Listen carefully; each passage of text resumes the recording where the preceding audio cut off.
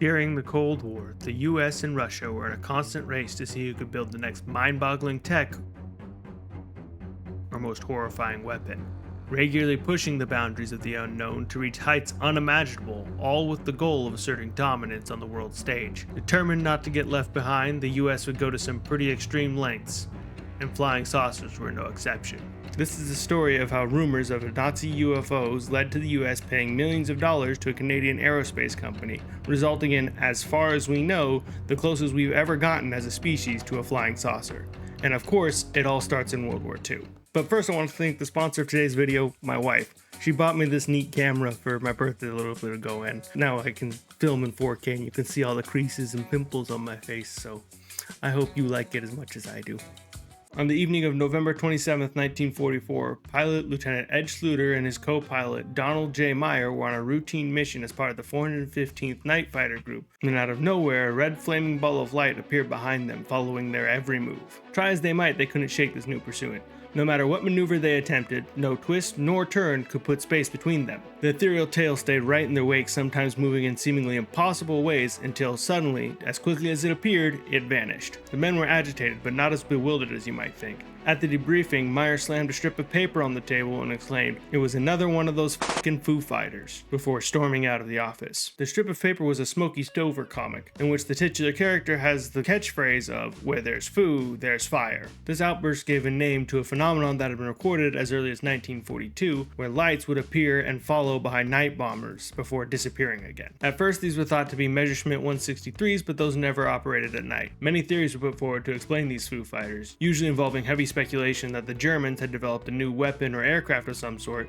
that was far more maneuverable than anything the Allies had, and completely unkillable in attempts to shoot it down. It was eventually found out that not only were the Foo Fighters popping up in the Pacific, where there likely wouldn't be any German technology, but they were also being reported by the Germans and the Japanese, meaning they weren't an enemy aircraft of any kind. This gave some relief, and explanation shifted towards the natural kind, but it still helped to fuel the fear that the Germans were on the verge of some incredibly advanced weaponry, a belief that would be further reinforced in the years following the war. On June 24, 1947, a man named Kenneth Albert Arnold was flying across the Cascades near Mount Rainier.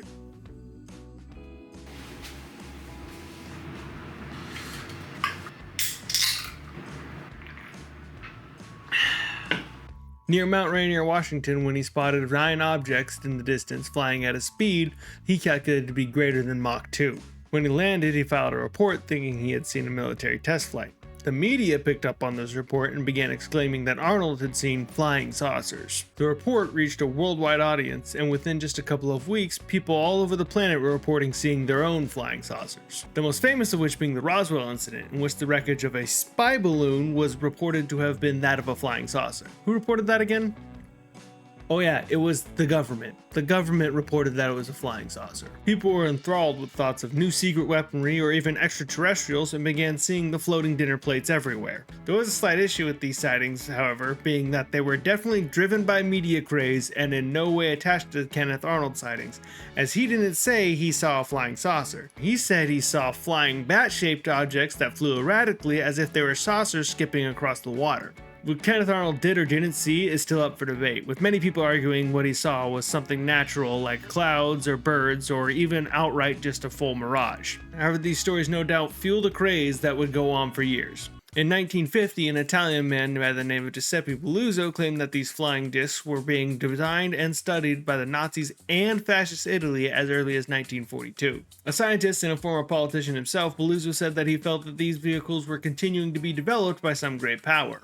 All this to say that there was certainly a lot of buzz and interest around flying saucers, which made a prime setting for the new head of the Special Project Group at Avro Canada, John Frost. John Frost was a man who knew many things, and is not to be confused with Jon Snow, a man who knows nothing. You know nothing, Jon Snow. Nor John Galt, a man who nothing knows.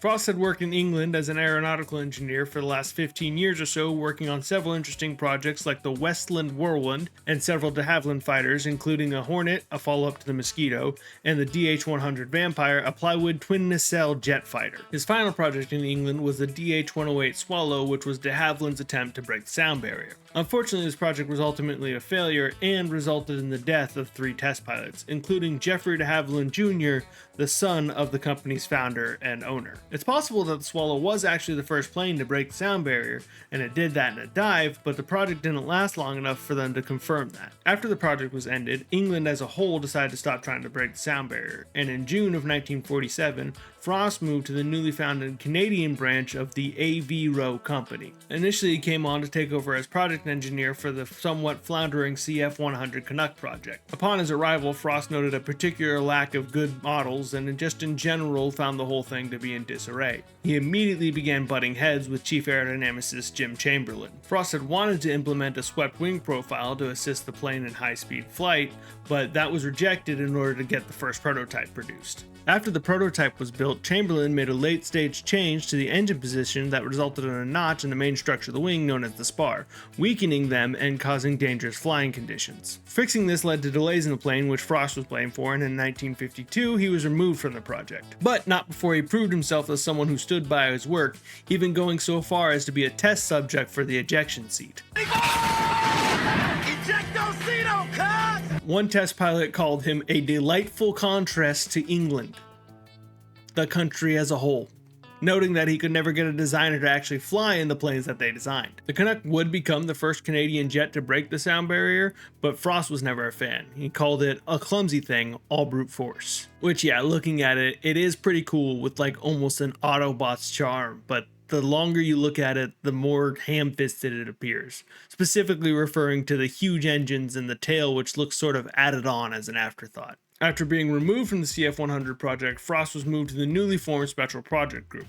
This worked for Frost as 1, he was out from that combative environment that he wasn't a big fan of, and 2, he had already begun development on what would be the basis for their defining project. The company was essentially split in two, with Frost's replacement, Jim Floyd, and his group taking over the more conventional vehicles like a jetliner and the CF-105 Arrow, a supersonic delta-wing jet fighter, which is cool and probably deserves a video in its own right, and Frost and his small team developing the more outlandish projects. They operated essentially as the company's version of Skunkworks, complete with security personnel and key cards. The driving force behind the formation of this group was a new war doctrine that the Western powers had come up with. They had come to the conclusion that the future of flight would be in vertical takeoff and landing, or VTOL for short. As Deputy Director of R&D for the United States Air Force, Brigadier General Ben Kelsey said, "Airplanes today spend too much time gathering speed on the ground and not enough time in the air." That's right, my boy's back! And that's it though, he's gone now. The reason behind this was that since the United States was able to find a way to spawn suns on Earth, and they had brought over a bunch of Nazi scientists to help them build ICBMs, then obviously the communists wouldn't be too far behind as they were running their own version of Operation Paperclip. It was feared that if another war did break out, then airfields would become easy targets, leaving countries defenseless to airstrikes. So they wanted aircraft that wouldn't need a whole airfield, just a place to sit between uses. There are even some rumors of wanting to bring the aircraft underground and having them launch out of tubes like missile silos, thereby projecting them further, but I wasn't able to confirm that that was actually a plan ever. Also, as a side note, there was a general sense at this time that the advent of ICBMs would render bombers obsolete, which, spoiler alert,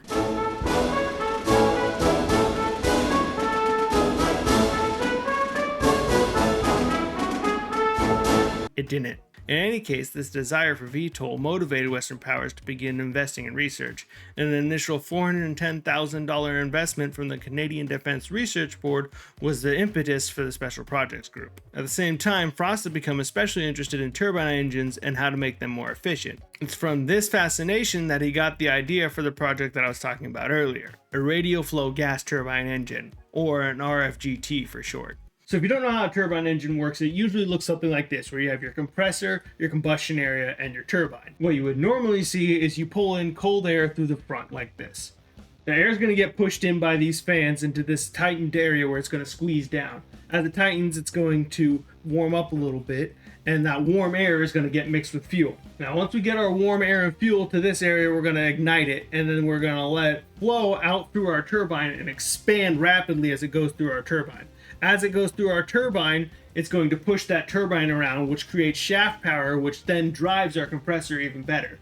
Now we can do two things with this. Either we can squeeze it back out the end like this real tight, and that's what a jet is. That's usually what you see on a jet plane.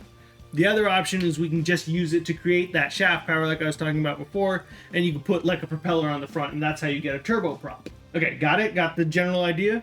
So here's what's different about the RFGT. Instead of it flowing axially through the turbine like we did before, now we're going to flow out radially. Other than that, it basically works on the same principle. You've got your compressor, you've got your igniting area, and you've got your turbine. You pull in clean air in through the middle. That clean air gets compressed, warmed up, and moved into your combustion area. And then just like before, it ignites and gets to expand out through our compressor and then eventually out through our jet. So the major difference is that this one, the air is flowing along the direction of the rotation axis because it's going to rotate this way. And this one, the air is flowing out radially away from the rotation axis because it's going to rotate this way. And for a little extra help, if that's kind of difficult to picture, if you were to look at this from the top, just your rotating turbine disc here, it would look something like this. You'd have each one of these fins would have kind of a wing profile, and then the air would be flowing this way, right? And then it would get to ignite and then run into our turbine fin. That would be an opposite orientation of our intake fins, and then that would push the whole disc. If you had your whole disc, right, this is the edge of your disc, it would have a rotation direction that way because the air would push off of this fin, which would push your engine the other way. You can sort of think of it that if you took this engine, you stuck it on end and squished it, you'd have these ending up towards your middle and the turbine actually ending up towards your edge. Today, the axial flow gas turbine is pretty ubiquitous, so it may seem strange to question it, but at the time they were still in their infancy with many problems of their own, so there's plenty of room to investigate new ideas. And the RFGT came with several expected advantages of its own. One, it would have a high thrust to weight ratio of at least 9:1. And for comparison, the PWJ58 that's inside the SR71 had a thrust to weight of 5.6:1. 2, it could produce high thrust and efficiency without having to move forward. An axial flow gas turbine relies on some of that forward motion to create a ram air effect. The radial flow gas turbine, on the other hand, since it's spinning, it uses that centrifugal force, which is really just momentum, to kind of push the air outward, which increases its efficiency by compressing the air naturally with that. 3, it granted high compression ratios for basically the same reason. 4, it limited part count as the compressor and turbine were one part. And 5, it would be easy to manufacture because, like, if you think about the big blades on a turbine, those are pretty difficult to manufacture, but if you have a big disc and it's just got those short little airfoils, those are really easy to manufacture. The main disadvantage being that it's flat and isn't really happy to be flown through the air axially like you would a normal turbine engine. This led Frost to investigate a flat planform which could utilize his flat engine, which he referred to as the pancake engine. Between Frost's fascination with the RFGT and the general desire for VTOL, the SPG laid out a new vehicle that they called Project Y. From the beginning, Project Y looked like a sci-fi movie prop with a sort of horseshoe crab shape. Inside the structure would be the RFGT, which would have the exhaust routed out and pointed backwards to create thrust and propel the vehicle forward. By the time the design reached the initial patent, it had more open face exhaust vents that would rely heavily on the Coanda effect to direct the exhaust backwards. Initially, it had been planned to prop the vehicle up at a 45-degree angle and allow it to move forward a little bit on the tarmac before taking off, but eventually Frost settled on a full tailsitter design where the vehicle would lift itself with thrust alone, similar to how a rocket takes off. The tailsitter idea is not novel to Project Y and in of itself spawned some pretty interesting vehicles. By the time Project Y made it to the mock-up portion, it had shifted from the smooth rounded tip to a more pointed one, earning it a few nicknames including Flying Manta, Manta Ray, Stingray, or Avro Ace. It was also given the nickname Praying Mantis because I guess it sort of looked like one when it was at a 45-degree angle and had the little leg pointing out. And Jump Gyro because it was a large gyroscope and it... Anyway, while having a physical mock-up is all well and good, you need money for development, and by January of 1953, Frost had become disinterested in the Ace design and had decided to look into scrapping the whole idea in favor of a flying saucer design. The Defense Board apparently didn't like this too much because they decided to cancel the project.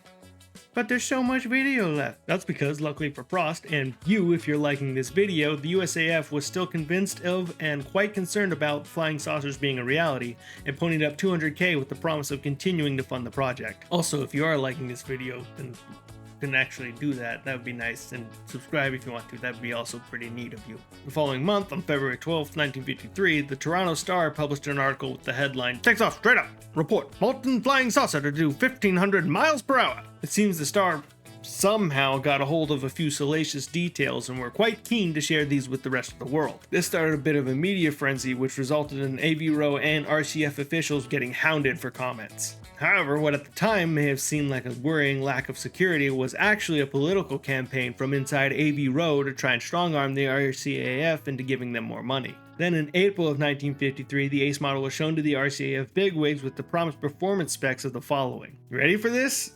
The max speed was, as I said, 1,500 miles per hour.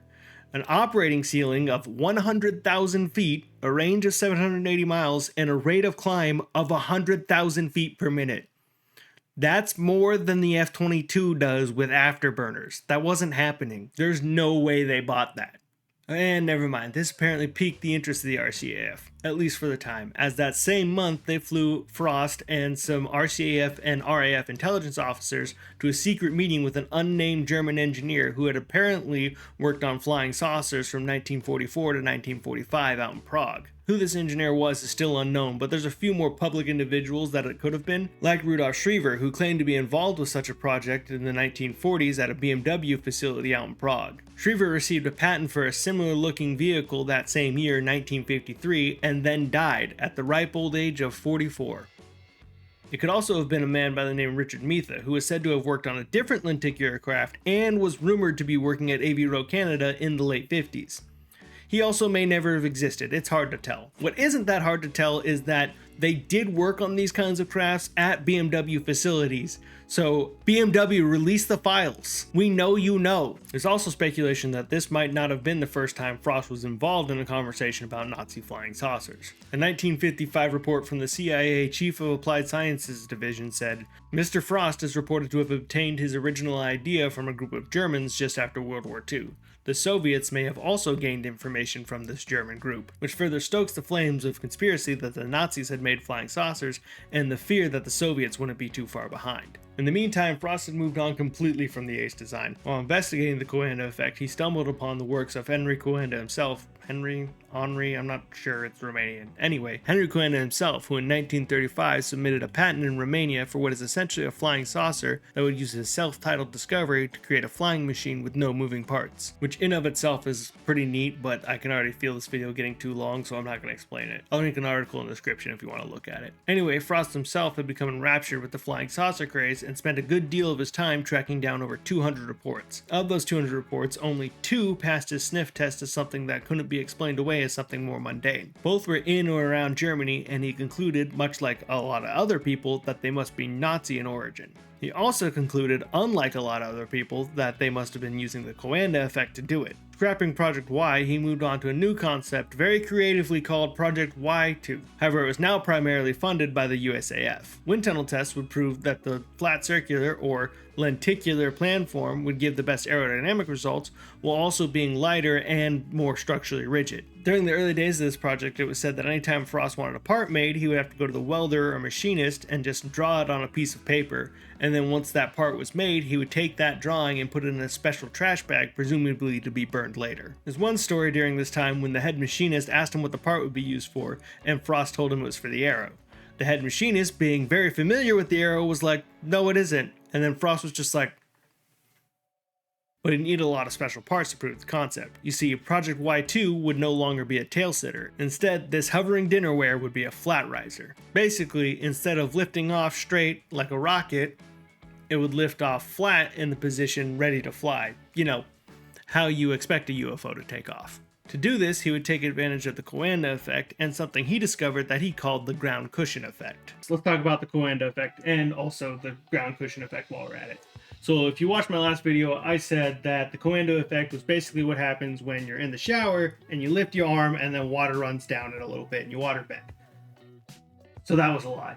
I didn't look too into it because I kind of knew I was going to be doing this video, so I thought I understood it enough that I could give you a quick example, and I was wrong. Turns out I had it completely wrong, so sorry about it. How the Coanda effect really works is something called entrainment. So say you have a nozzle blowing air, right? Nice high-speed air, like a jet stream coming out of it. It will attract air from all around it that develops into the flow like a tube going of low pressure around your flow. That's called entrainment. We've just entrained this air from the outside to flow with our flow that we created. That low pressure tube is entrained. Now the ambient air around this tube is going to be a much higher pressure than that low pressure tube. But it's all around our tube, so it's keeping it compressed into our single tube. But what happens if we introduce a flat plane underneath? Now this goes away, it's cut off by the plate, and we're left with just our low pressure zones on either side of the stream, and then the crushing weight of societal the high ambient pressure on top. This difference in pressure, if we have all this high pressure up here still, causes the flow to actually begin to change directions and kind of stick to the plate, right? Because all of that is pushing down on our flow. Now going further, if we introduce a slight bend to our plate, what will happen is this will continue to have no ambient pressure, so it'll continue to follow this plate, while the ambient pressure on the top continues to keep the pressure down on our stream. This can actually go a full 180 degrees and around if the bend is slight enough, so that the flow will actually follow all the way around. That's essentially the Coanda effect. It's the difference of pressures causing our flow to stick to the plate. One extra thing we can do is if we put a nice little blockage right here at the mouth of our jet, that will create an extra low pressure zone, right? Because there's no air to be pulled through, so it's just creating a vacuum here, a little vacuum vortex. That's extra low pressure. So if we have that vacuum vortex, then we have an even lower pressure zone immediately out the nose of the nozzle, and the air, our stream, will actually suck down faster to our plate, and it will have an even stronger Coanda effect. While Frost doesn't explicitly say it in the patents, this looks like at least part of the plan for the original Project Y, to expel the exhaust in the RFGT and then redirect it backwards and propel the vehicle forward. The new plan was to use the Coanda effect in conjunction with his ground cushion effect. The ground cushion effect is basically what it sounds like. You're just directing air at the ground, and instead of letting it expand away from you since it's hitting the ground, it creates this high pressure zone under your vehicle, which lets it float. The plan was to have an exit around the edge of the vehicle that looks kind of like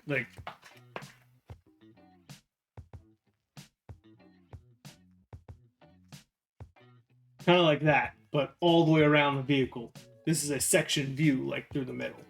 The plan was to have the exhaust from the RFGT flow out through this jet and then hook around here thanks to the Coanda effect, and then it would direct kind of back inward and down, and then if it ran to the ground, it would create like a circulating ground cushion effect, and then eventually, if you took off high enough, it would kick more in and then down into this jet that would allow it to hover in midair. As this design developed, it would go through further administration issues as the project would once again be cancelled by the RCAF in March of 1954, only to once again be saved by the United States Air Force in July of that same year. The RCAF was completely out this time, so the US took full control and immediately began shaping it to their ideals. First, it did what the US Armed Forces do best and gave it a much cooler name. It would no longer be called Project Y2. It was now called Project Silverbug. For this time, the project had developed into 2 aircraft. The first would have the RFGT replaced by 8 radially placed axial flow turbojet engines that would fan out around the vehicle and create similar thrust to the theoretical RFGT engine. The second would keep the RFGT engine and would be slightly larger and considerably faster, with a max proposed speed of Mach 3.5, which is just under 2,400 miles per hour, or as fast as the SR-71 went once. It would use directed vents to apply forward thrust and small exhaust ports to induce roll. This vehicle is also called Ladybird, which can get kind of confusing because sometimes it was called the project name a Silverbug or the specific name Ladybird, and what I've surmised is that all ladybirds are silver bugs, but not all silver bugs are ladybirds.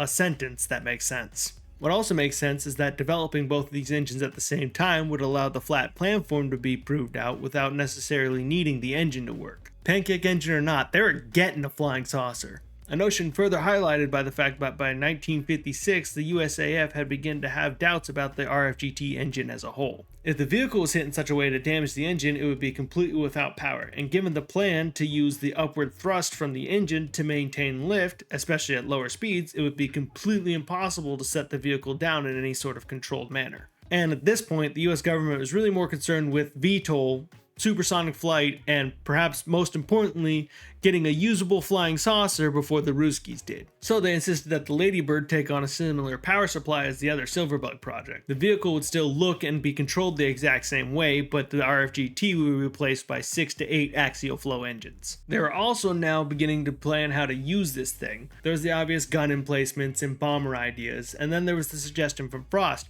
who said that they could armor the front edge of the thing and then ram it into a bomber at Mach 2 and cut their tails off. I would imagine this suggestion would have gotten him the old board meeting defenestration, except for the fact that this wasn't the first time the Air Force had seen such an idea. No, it wasn't even the first time they had paid for it. In fact, they funded a whole project with that idea as the lone goal, but that's another story. They began talking about ways to deploy it. Not only could it be from any place of shelter, but it could also be from huge carriers, small battleships, or even converted submarines with fully enclosed hangars, something Frost was convinced the Soviets were already doing. You know, the more I talk about Frost, the less he seems like this guy, and the more he seems like this guy. But I don't think he was crazy. And neither did the Air Force, because apparently they had a US senator's report that he had seen a Russian flying saucer take off and fly overhead while he's on a diplomatic mission in Russian territory. So they needed to get that attack frisbee in the air yesterday. At the same time the SPG was developing Project Silverbug, the Air Research and Development Command at Wright Field granted Frost and his team a contract for Project MX-1794. How many development groups do we need for aircraft? Enough to beat them commies, I'll tell you that much. MX-1794 would be similar to Silverbug, but instead of having the turbojets directly exhausting towards the edge, it would have them feed into two counter-rotating impellers that would pull air from the inside and then push that into combustion chambers around the vehicle, essentially turning the whole structure into a ramjet. Remember when I said you could squeeze out the turbine exhaust into a jet earlier? A ramjet is the jet part without the turbine engine involved. Usually they require the vehicle to already be moving, but I guess you could just feed it with a giant fan if you wanted it to work while it's stationary. I guess. The real advantage of this is that at speed, the pilot would then be able to power down those turbojets and allow the ramjet to take over, where it would be more efficient and more reliable than a turbojet. The propellers also served to provide gyroscopic stabilization when they were spinning at high speed, something they were missing when they got rid of the RFGT engine. This vehicle was expected to be able to do Mach 3.5 to 4 at a flight ceiling of 105,000 feet. I think they were just making up numbers at this point. Also, a final note before moving on. The MX-1794 had 4 iterations, and while the last one had the pilot sitting on top like you would expect, the third one had them semi-prone, peering out the front above the saucer, and the first and second idea just had them completely prone, I guess looking out under the saucer, because you never need to look up when you're flying, I guess. Seeing all this excitement, Avro decided that they didn't want to lose out on this new technology and decided to have Frost and his team of, I think, 8 men at this point work on a 4th vehicle. This one would be privately funded so they could sell it to the RCAF, because apparently the first 2 times they canceled it didn't make it clear that they weren't interested. Sorry, I'm not interested. This one would be called PV-704, where the PV stands for private venture, and it would work almost identically to MX-1794, except it had a bubble canopy.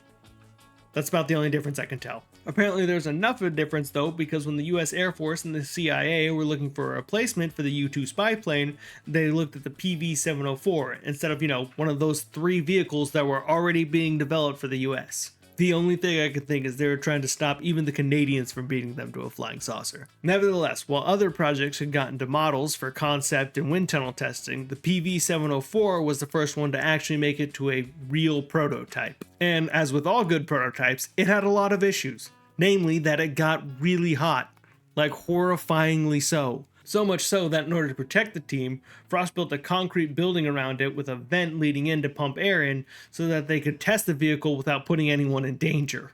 During one particularly perilous test, the machine seemed to take on a mind of its own. As it started, oil dripped from the main bearing, causing the engines to shoot 15-foot flames. They tried to shut it down, but the engines just kept spinning up higher and higher, and Frost ordered the team to book it. They escaped to the front of the main building with the staff firemen leading the way, and the whole team awaited the impending explosion. Instead, they were surprised to hear the engine spool down and eventually quit. After waiting a sufficient amount of time to be sure, they began to head back, and were greeted by one of the engineers exiting the little cement chamber of death. Apparently running for your life doesn't provide the best atmosphere for roll call. While everyone else was running away, he entered the building and shut the fuel supply off manually, which killed the engines. His reward for this was a big 13-inch pin-on button with the word hero across it that he was forced to wear for an entire day.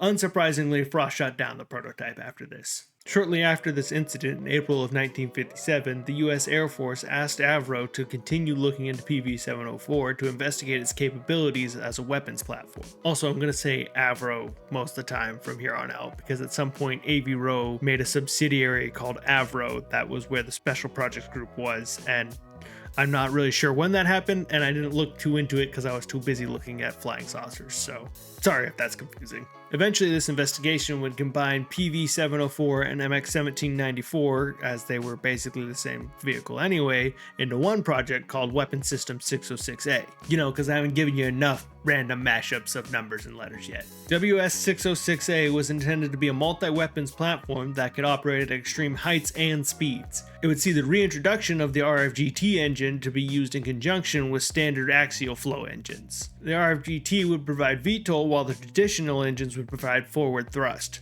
or they could be used in conjunction for a short takeoff version that would save fuel if they had a runway available. Because remember, all airports are supposed to have been wiped out by nukes by the time this is in use. Initially, WS-606A was projected to be able to go Mach 4 and have a flight ceiling of 95,000 feet. However, after some development, it went down from 4 standard turbine engines to just 2, and that top speed was brought down to a much more reasonable Mach 2.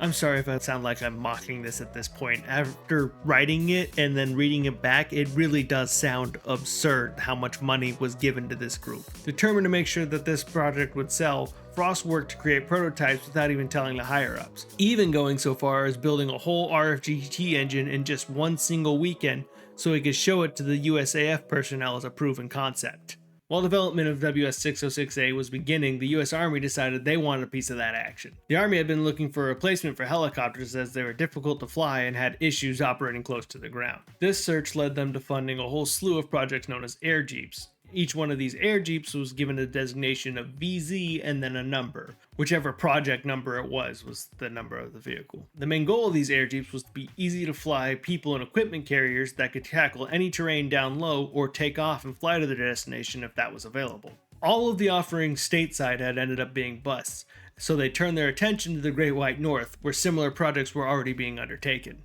They worked their way quickly in the WS-606A program and were able to get a contract for a subsonic version called the VZ-9AV, or Avrocar for short. Frost proposed that the Avrocar could work as an air jeep that the Army was looking for, while also being an aerodynamic testbed for Weapon System 606A. This seemed agreeable to everyone, and within months they had a wooden mock-up. The power plant for the Avrocar would draw from MX-1794, but this time the turbine engines would be mounted sort of angularly and be ducted to a large impeller in the middle. It would also differ in that it lacked combustion chambers, meaning that all of the propulsion and lift just came from the exhaust from the turbine engines and however much air the impellers could pull in.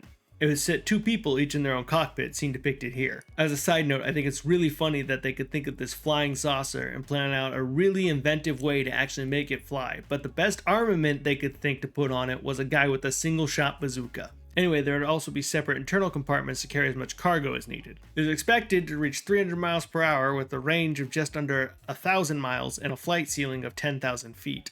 The Army was all in. So in fact, that once when an Air Force representative was in Washington to try and get funding for drag reduction research for helicopters, he overheard a general remark: the Huey was the last helicopter the Army would ever buy, as they would soon be replaced by the Avrocar. Spoiler alert!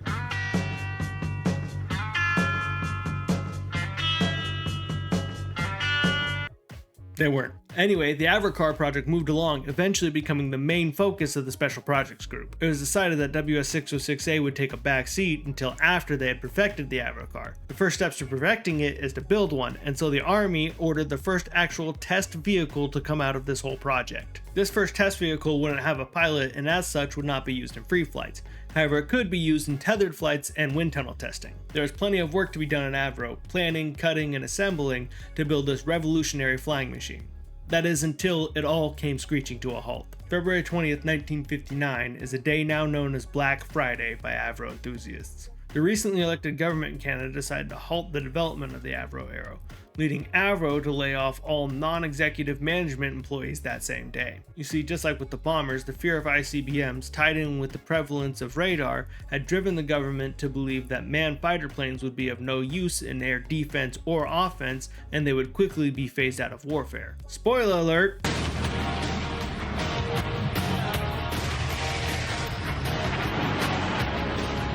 They weren't. Okay, that's the last one. While most of the workforce would remain unemployed, a large portion of the Special Projects Group would be hired back on in just 3 days.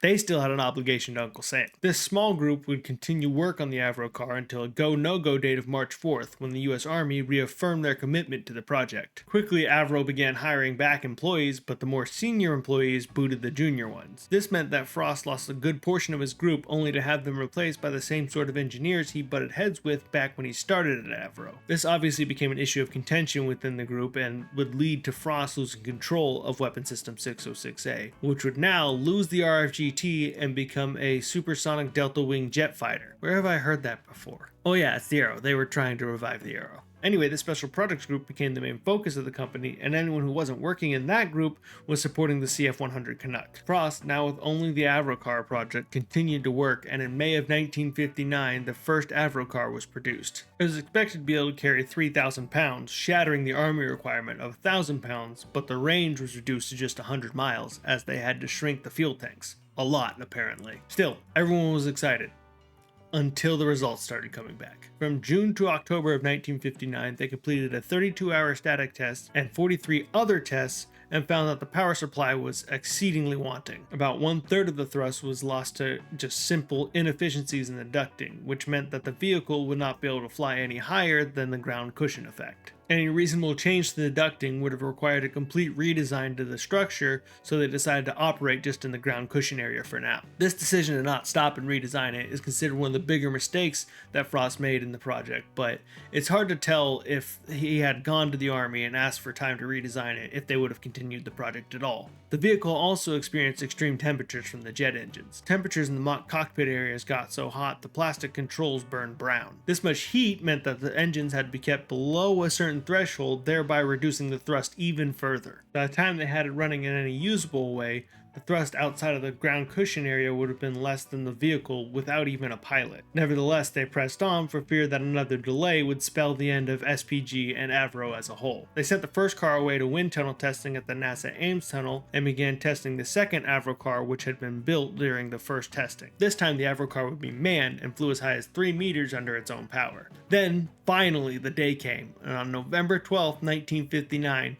the Avrocar completed its first completely untethered free flight, making it the first well-documented and completely verifiable flying saucer, in the strictest sense of the term. It was technically a saucer-shaped vehicle, and it did float in the air, so it was a flying saucer. The Avrocar took off and hovered, but just like with the Mark I, it had stability issues and couldn't leave the ground cushion zone, which was about 3 feet in the air. Even within this zone, it would experience something they called hubcapping, where the vehicle would become unstable and begin to oscillate in a manner similar to a hubcap wobbling at the end of a roll. To stabilize the vehicle, they had intended to use the gyroscopic stability of the turborotor, which is the center fan they were using, to pull open and close jets on the periphery of the vehicle in order to create a corrective force on whichever side lost altitude. However, at smaller oscillations, like when it was hubcapping, there was too much stiction in the system and the turborotor couldn't apply enough force to open the jets. To fix this, they installed a hydraulic booster that ran off one of the engines and multiplied the forces output by the turborotor. There was also an issue with the pitch and roll control. The idea was that they would close the jets on one side and allow the vehicle to lean into that side. However, what happened was, while that one side would lose lift, there wouldn't be an equal amount of lift gained on the other side, which means that the vehicle as a whole would lose lift and begin to sink. To solve this issue, they applied a control ring around the outside of the vehicle that redirected the flow inward away from the direction the pilot wanted the vehicle to roll. As a result of all of these fixes, they were able to achieve a much more stable flight. The vehicle was able to cross and hover over a 3-foot ditch. It was stable enough that it could be set into motion and the pilot could take his hands off the controls for a short period of time, and the hubcapping was all but removed, as long as they stayed in the ground cushion zone. In exchange, they lost some top speed and rate of turn, but everything was heading in a really good direction. With the initial stability issues fixed, Frost began developing new ideas. First order of business was to get the lost thrust back, which he believed would allow the vehicle to escape the ground cushion and operate as expected. To do this, he would swap the 3 smaller engines for larger, more efficient engines and add better ducting. He thought up a larger version known as the Avro Jeep. There's that bazooka again. He thought up a Mark II version that would use the aforementioned twin engine layout and took 2 different forms. Both would have the cockpits to join as one forward cockpit. One option would have a single centered mounted tail and the other would have wings that terminated in winglets. Both of these were to combat stability issues that had been found in wind tunnel testing simulating high-speed flight. However, despite Frost's confidence that these modifications would solve the lack of promised performance, the Army had decided they'd seen enough, and in June of 1961 they pulled their support for the program. WS-606A had been completely cancelled at this point, and they needed to see better progress to continue funding. Avro continued the project until December that same year, but they were unable to gain support from any other governing body, and in early 1962 the doors for Avro Canada were closed for good. Frost would go on to bounce between positions and later move to New Zealand, where he would work for Air New Zealand until his retirement in 1978. After his retirement, he continued to tinker with a lot of projects, most notably a human-powered plane called the ME-1, which did fly, but only while being towed by a car, and sadly only after he passed of a heart attack on October 9, 1979. Today, the first Avrocar can be found in the National Museum of the United States Air Force in Dayton, Ohio, where it sits in the museum's Research and Development Gallery, proudly displayed amongst other strange craft developed by like-minded individuals. The second one was left outside on display where it was weathered, but has since been restored and is currently on display at the U.S. Army Transportation Museum in Fort Eustis. Today, the conspiracy-minded might point to the Avrocar as a form of soft disclosure. Others say the Avrocar was a dead end or a complete failure. But I don't think either of those are correct. Well, yes, there were constant leaks to the press, but I don't think those were for the benefit of the American people. I think those were to show off to the Soviets about what we were capable of, something we were more than willing to spend exorbitant amounts of money on. As for it being a complete dead end, the ground cushion effect that Frost is credited with discovering is used in hovercrafts. In fact, the first hovercraft, the SRN-1, used a ducted lift fan similar to the Avrocar for hover and propulsion. More modern, the F-35 uses a turborotor lift fan as part of its VTOL system. Radial flow gas turbines are available today for very specific uses, primarily when the power supply needs to be particularly small. And if none of those are enough for you, as my grandpa used to say, you're not totally useless, you can be used as a bad example. And there's plenty of bad examples to learn from here. Primarily, from the start, Frost only began investigating a flat platform because he thought an RFGT could be more efficient than an axial flow turbine. Plus, it would provide gyroscopic stabilization, something that the vehicle clearly needed. But by the end, the goal had become a flying saucer by any means necessary. From experience, I can tell you this is a really common problem in engineering design. You implement a feature trying to take advantage of some aspect, and then that feature becomes the main driving force